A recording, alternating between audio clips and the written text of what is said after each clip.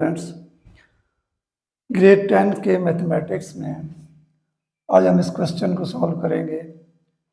ये quadratic equation है। तो क्वाड्रेटिक इक्वेशन को सॉल्व करने के तीन तरीके होते हैं। एक है फैक्टरिंग मेथड यानी फैक्टराइजेशन के तरीके से, दूसरा है कंप्लीटिंग स्क्वायर मेथड और तीसरे नंबर पे क्वाड्रेटिक फार्मूले की मदद से। तो इस क्वेश्चन को अभी हम फैक्टरिंग मेथड से सॉल्व करेंगे। तो ये क्वाड्रेटिक इक्वेशन की स्टैंडर्ड फॉर्म है।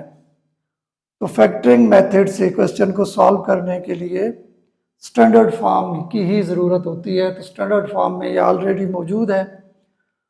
फैक्टरिंग मेथड के लिए तरीका ये है कि एक्स स्क्वायर और जो कांस्टेंट है हमारे पास, इनका जो प्रोडक्ट है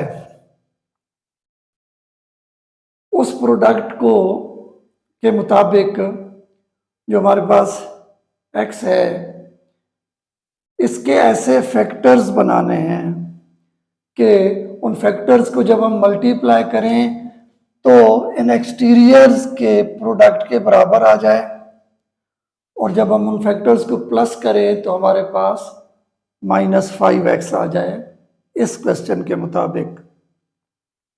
यानी इन दोनों का प्रोडक्ट होता है 3 2 6x स्क्वायर।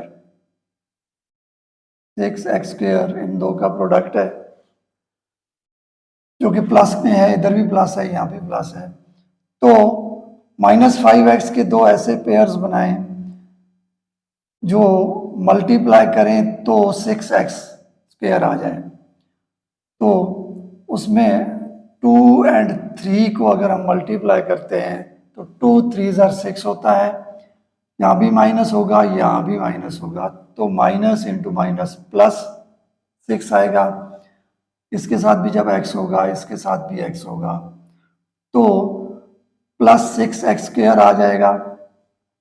और जब हम इनको प्लस करेंगे तो दोनों माइनस के हैं, तो 3 + 2 5 हो जाएगा, -7 जाएगा और x भी जाएगा।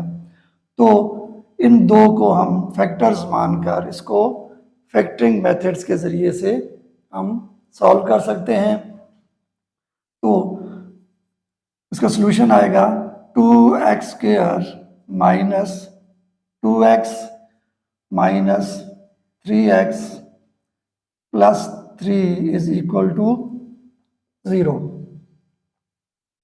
अब पेयर्स बना लेते हैं हम इनके।